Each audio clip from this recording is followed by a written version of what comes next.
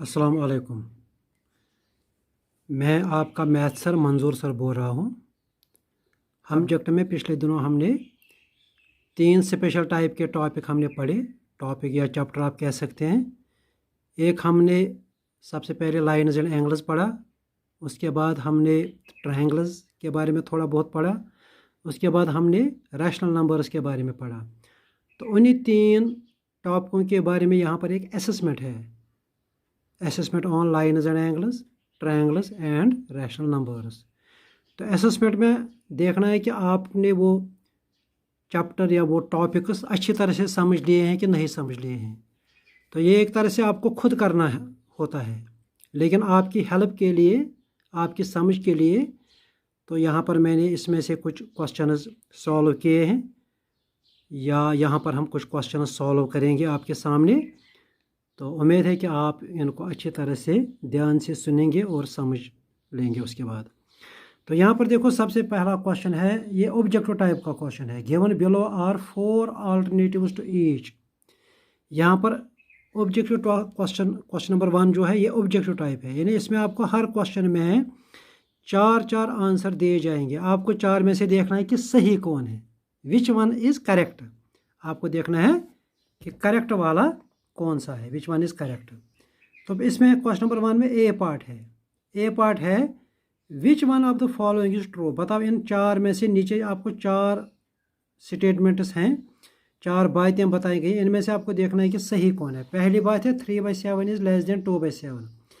3/7 2/7 से छोटा होता है, तो ये तो गलत बात है, क्योंकि 3/7 2/7 से बड़ा होता है। ऐसे उल्टा लिखना होता है, दाल जैसा, उसको हम पढ़ते हैं ग्रेटर, लेकिन यहाँ उल्टा है।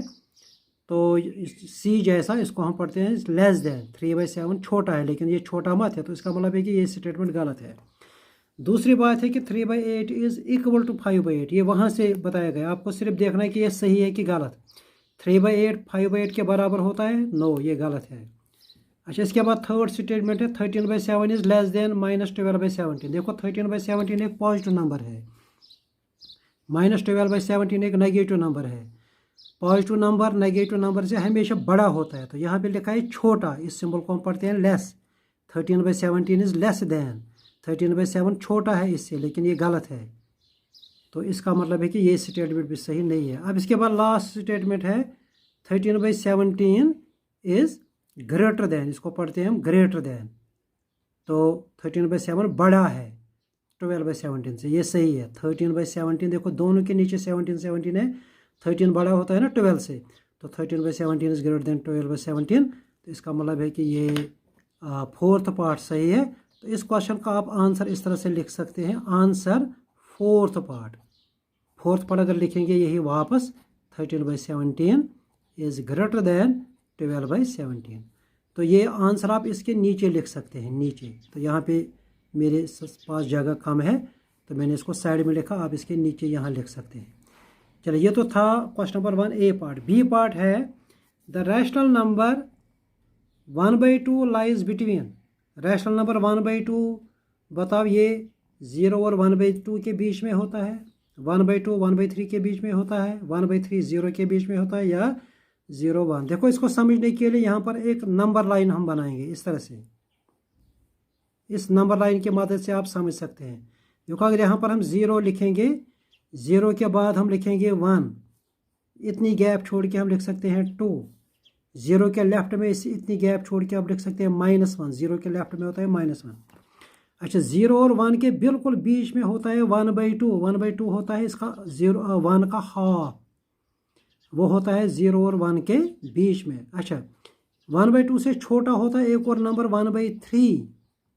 1/2 होता है 1 का आधा, 1/3 होता है 1 का तीसरा हिस्सा। तीसरा हिस्सा छोटा होता है 1/2 से। तो अब आपको यहाँ पे क्वेश्चन है कि 1/2 जो है लाइज बिटवीन। 1/2 किसके बीच में होता है? वो 1/2 देखो यहाँ पर, वो किसके बीच में है? वो 0 और 1/3 के बीच में है ना, 0 और 1/2 के बीच में है ना। इसमें करेक्ट आंसर है ये last part. 1/2 lies between 0 and 1। 1/2 0 और 1 के बीच में होता है।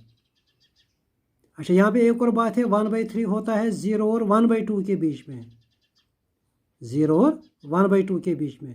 तो इसका मतलब है कि ये अगर सेकंड पार्ट आप देखेंगे ना, इसमें आपको बताना है, लेकिन हमें क्वेश्चन है 1/2 के बारे में। 1/2 किसके बीच में है, तो इसका करेक्ट आंसर है 0 और 1। तो इसका आंसर आप लिखेंगे नीचे ऐसे, आंसर, इसका आंसर है फोर्थ पार्ट 0 और 1।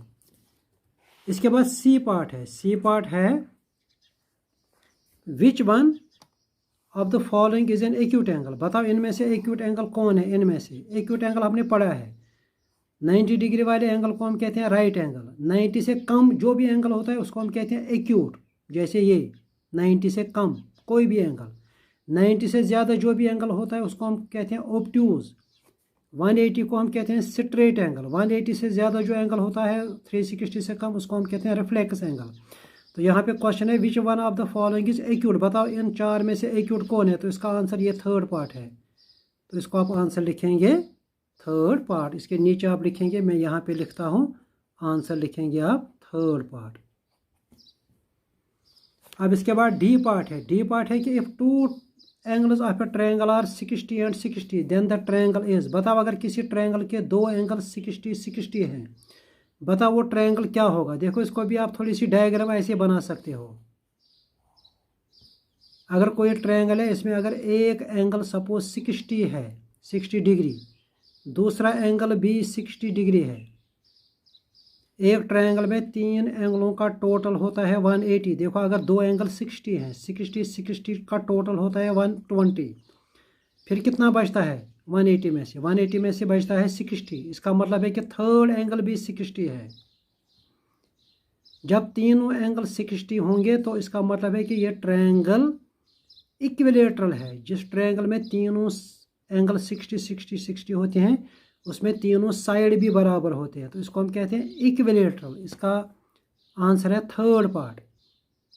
तो जिस ट्रायंगल में दो एंगल 60 होंगे उसमें तीसरा भी 60 होगा, तो इसका मतलब है कि ये इक्विलेटरल है। तो इसका आंसर आप लिखेंगे कौन सा, थर्ड पार्ट। फिर अगर इक्विलेटरल ट्रायंगल भी लिखेंगे ना साथ तो वो भी सही है। इसके बाद इस क्वेश्चन नंबर 1 का ई पार्ट है।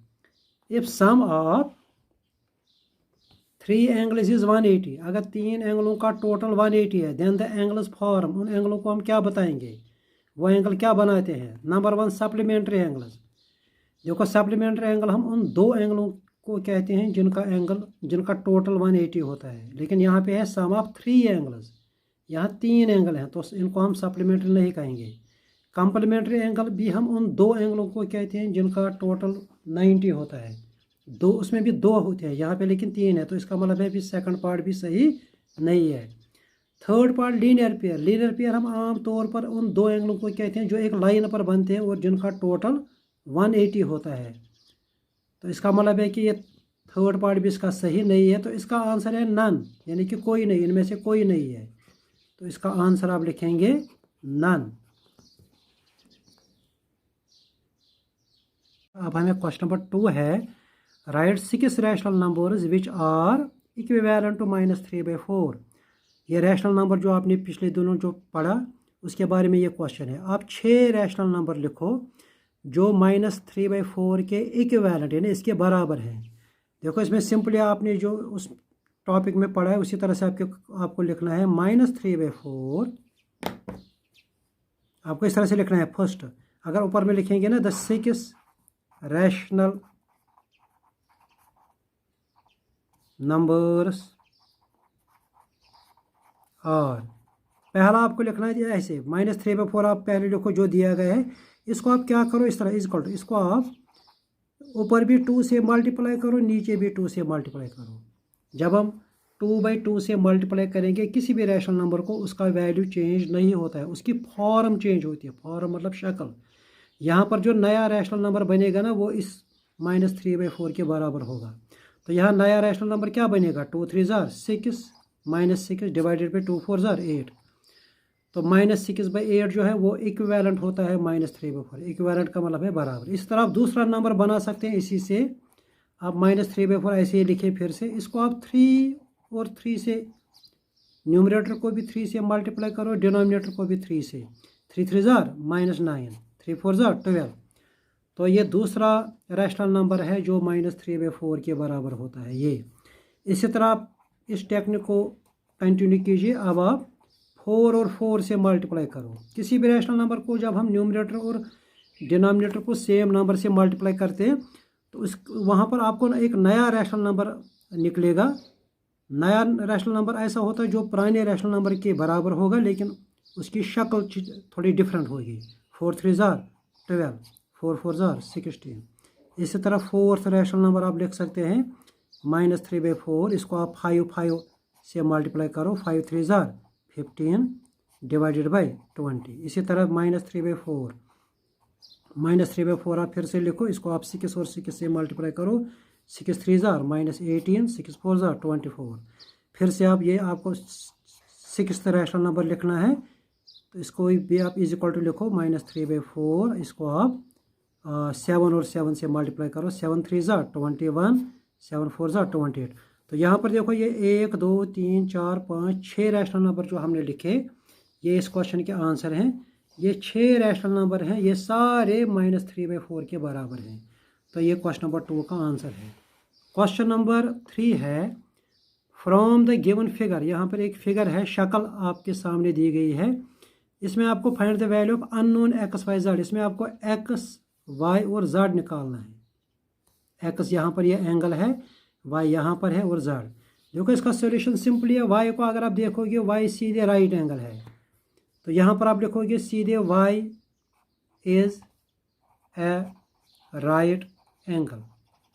उसके बाद ऐसे 3 डॉट, इसको पढ़ते हैं हम देयरफॉर वाई सीधे 90 के बराबर होगा। तो ये वाई का आंसर है।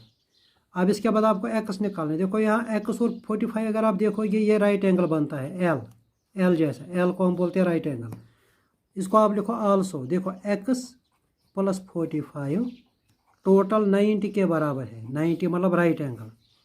तो यहाँ पर 45 को अगर इस साइड लेंगे, ये बनता है -45। X is equal to 90 -45।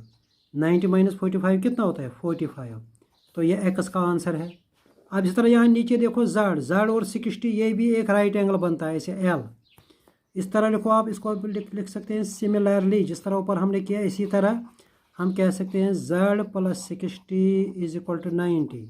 यहाँ पर भी आप ऊपर 45 की तरह 60 को यहाँ लीजिए। Z is equal to 90 minus 60 that is 30। So therefore इस क्वेश्चन का आंसर है y इज इक्वल टू, आपने निकाला 90, ये आंसर में लिख रहा हूँ। उसके बाद आपने x निकाला 45, उसके बाद आपने z निकाला 30। तो ये इस क्वेश्चन का आंसर है। अब इसके बाद क्वेश्चन नंबर 4 हमें दिया गया है find the value of unknown angles in the given figure. यहाँ पर भी आपको एक फिगर है, इसमें आपको अननोन यानी एक एंगल यहाँ दिया गया है 60, बाकी एंगल 2 3 4 5 6 7 8, ये 7 एंगल यहाँ पर आपको निकालने हैं अननोन, जो हमें मालूम नहीं है। देखो इसका सोल्यूशन इस तरह से है। यहाँ पर जो ये 2 लाइनें आपको दी गई हैं एम और एन, ये हमने लाइन और एंगल्स में थोड़ा आपने पढ़ा है। कॉरस्पॉन्डिंग एंगल्स के बारे में हमने पढ़ा था वहाँ, या वर्टिकली एंगल्स के बारे में हमने पढ़ा था, वर्टिकली अपोजिट एंगल्स। यहाँ पर एम और एन पैरेलल लाइन है, पैरेलल लाइन हमने इस तरह से पढ़ा था थोड़ा। तो यहाँ पर थोड़ा ये उल्टी दी गई हैं, या ऐसे स्ट्रेट में 2 पैरेलल लाइनें हैं और इनको एक ट्रांसवर्सल ऐसे काटती है, ट्रांसवर्सल। उस दिन मैंने पढ़ाया था वो ट्रांसवर्सल क्या होता है। जब एक ट्रांसवर्सल 2 पैरेलल लाइनों को काटती है तो आपने पढ़ा होगा यहाँ पर ये 60 डिग्री, या इसको हम एंगल 1 अगर बोलेंगे ना, एंगल 1 और 5 ये कॉरस्पॉन्डिंग एंगल होते हैं, ये बराबर होते हैं। इसका मतलब है कि एंगल 5 भी 60 होगा। इसी तरह हमने पढ़ा था कि एंगल 5 एंगल 3 के बराबर होता है, क्योंकि इनको हम बोलते हैं ऑल्टरनेट इंटीरियर एंगल्स। इसका मतलब है कि अगर ये 60 है तो ये भी 60। या अगर दूसरे तरीके से आपने एक दिन पढ़ा था वर्टिकली अपोजिट एंगल, ये 3 और 60 वर्टिकली अपोजिट एंगल है, तो ये भी आपस में बराबर होंगे। इसका मतलब है कि 60 तो ये भी 60। अच्छा, इससे पहले आप कह सकते हैं कि 60 और ये 2 एंगल ये लीनियर पेयर हैं, इनका टोटल, ये एक ही लाइन पर 2 एंगल है, ये भी आपने पढ़ा है, इनका टोटल 180 होता है। एंगल 2 प्लस 60 180 होता है। तो इसको आप ऐसे लिख सकते हो, angle 2 plus 60 is equal to 180। आप 60 को इस साइड लाइए, angle 2 will be equal to 180 minus 60 that is 120। तो ये पहला आंसर है, एंगल 2 इज इक्वल टू 120। इसके बाद आप क्या करो, देखो इसके बाद आपको सीधे प्रॉपर्टी अप्लाई करनी है। 2 तो आपने निकाला। अब इसके बाद देखो 2 और 4, अगर यहाँ पे देखेंगे हम, ये क्रॉस में दो एंगल बनते हैं 2 और 4। इनको हम बोलते हैं वर्टिकली अपोजिट एंगल, ये हमेशा बराबर होते हैं। अगर 2 120 है तो 4 भी 120 होगा। तो यहाँ पे लिखो angle 4 is equal to angle 2। क्यों? इसको आप ब्रैकेट में लिखो vertically opposite angles. So therefore angle 4 is equal to क्या, एंगल 2 आपने निकाला 120, तो ये भी 120 होगा। हो गया खत्म। इसके बाद 3 और 60 ये भी वर्टिकली अपोजिट एंगल है। तो एंगल 3 इज इक्वल टू 60। इसको आप सीधे लिखो, इसको भी आप लिखो वर्टिकली अपोजिट एंगल। तो हो गया एंगल 3 का मसला भी ख़त्म। एंगल 4 भी हमने निकाला, एंगल 3 भी निकाला है। तो इसके बाद आपको आप 5 6 7 8 निकालना है। देखो 5 6 7 8 को हम कैसे सीधे निकालेंगे। 5 जो है वो 60 के बराबर है, क्योंकि ये कॉरस्पॉन्डिंग एंगल है। ये लाइन और ये लाइन पैरेलल है, और ये ट्रांसवर्सल ऐसे है। तो इस वक्त एक प्रॉपर्टी है कि ये एंगल और ये एंगल बराबर होते हैं, उनको हम बोलते हैं कॉरस्पॉन्डिंग एंगल्स। तो यहाँ पर लिखो एंगल 5 60 के बराबर है। क्यों? इसको आप लिखो कॉरस्पॉन्डिंग एंगल्स, इनको हम बोलते हैं कॉरस्पॉन्डिंग एंगल्स। अच्छा, इसी तरह एंगल 6 एंगल 2 के बराबर है, ये भी कॉरस्पॉन्डिंग एंगल्स हैं। एंगल 6 एंगल 2 के बराबर है। एंगल 2 अभी आपने ऊपर में निकाला था ना 120, तो लिखो 120। तो इसका रीज़न भी है कि ये कॉरस्पॉन्डिंग एंगल है। चलिए, अब इसके बाद एंगल 8 यहाँ पर है। एंगल 8 को आप 6 से भी कंपेयर, ये यहाँ पे क्रॉस बनता है ना, इनको आप वर्टिकली अपोजिट एंगल कह सकते हो। Angle 8 will be equal to angle 6। या दूसरा तरीका है कि angle 8 will be equal to angle 4। इनको हम कॉरस्पॉन्डिंग एंगल कहते हैं। यहाँ ये नीचे बनता है, ये भी नीचे बनता है। तो या तो आप इस तरह से कीजिए, या क्रॉस ऐसे वर्टिकली अपोजिट एंगल कीजिए। दोनों तरीक़ों से आंसर सेम आएगा। Angle 8 is equal to angle 6। Angle 6 अभी आपने निकाला 120। तो इसका आप रीज़न दे दो, ये कैसे बराबर है, वर्टिकली अपोजिट एंगल्स। अच्छा, इस तरह आप बोलो angle 7 is equal to angle 5, ये भी वर्टिकली अपोजिट एंगल है। Angle 7 is equal to angle 5। Angle 5 आपने ऊपर में निकाला 60, तो ये भी वर्टिकली अपोजिट एंगल्स। तो यहाँ पर भी मैं कहूँगा एंगल 7 आप एंगल 3 के बराबर भी कह सकते हैं। एंगल 3 हमने निकाला 60, एंगल 7 अगर आप लिखेंगे ना इक्वल टू एंगल 3 60, तो वहाँ से भी आंसर यही आएगा। तो ये मुख्तलिफ़ तरीक़ों से हम ये क्वेश्चन कर सकते हैं। तो इस तरह से हमने सारे एंगल निकाले। एंगल 2 हमने निकाला, 3 भी निकाला, 4 5 6 7 8। तो ये इस क्वेश्चन के आंसर है। अब इसके बाद क्वेश्चन नंबर 5 है। इसमें आपको एक ट्रायंगल दिया गया है, इसमें है एक्स। ये एक्स आपको निकालना है। देखो इसमें सीधे है, एक ट्रायंगल में 3 एंगलों का टोटल होता है 180। तो आप लिखो sum of 3 angles of a triangle is 180। Therefore, इसका मतलब फिर क्या होगा, एक्स प्लस एक्स, ये 3 एंगल है ना ऐसे, x plus x will be equal to 180। X plus x को हम कहेंगे 3x। जैसे एप्पल प्लस एप्पल होता है 3 एप्पल्स, इस तरह एक्स होता है 3x इज इक्वल टू 180। अब 3 को यहाँ लाओ, ये 3 इंटू एक्स है ना, ये 3 डिवाइड होता है यहाँ ऐसे डिवाइड। उसके बाद डिवाइड करो 3 6 तो एक्स विल बी 60। तो ये इस क्वेश्चन का आंसर है। तो ये इस क्वेश्चन का समझो फर्स्ट पार्ट था। अब सेकंड पार्ट में यहाँ पर आपको ये डायग्राम दी गई है। इसमें देखो राइट एंगल ट्रायंगल है। राइट एंगल ट्रायंगल में एक एंगल ये हमेशा 90 होता है, बाकी 2 एंगल जो बचते हैं उनका सम 90 होता है। तो यहाँ पर आप लिखो सेकंड में, ये सेकंड आप ऐसे लिखो, ये इसकी सेकंड क्वेश्चन की फिगर ये है। तो इसको आप ऐसे लिखो, x plus x is equal to 90, दो एंगलों का सम 90 है। That implies 2x is equal to 90। अब ये 2 को यहाँ ले जाओ, x will be equal to 90 divided by 2। इसको आप 2 से डिवाइड करो, 2 4 ज़ार 8, 2 5 ज़ार, तो ये इस क्वेश्चन का आंसर हुआ। तो ये हमारा असेसमेंट पार्ट है। उम्मीद है आपको ये सारे क्वेश्चन समझ में आए होंगे। अस्सलाम वालेकुम।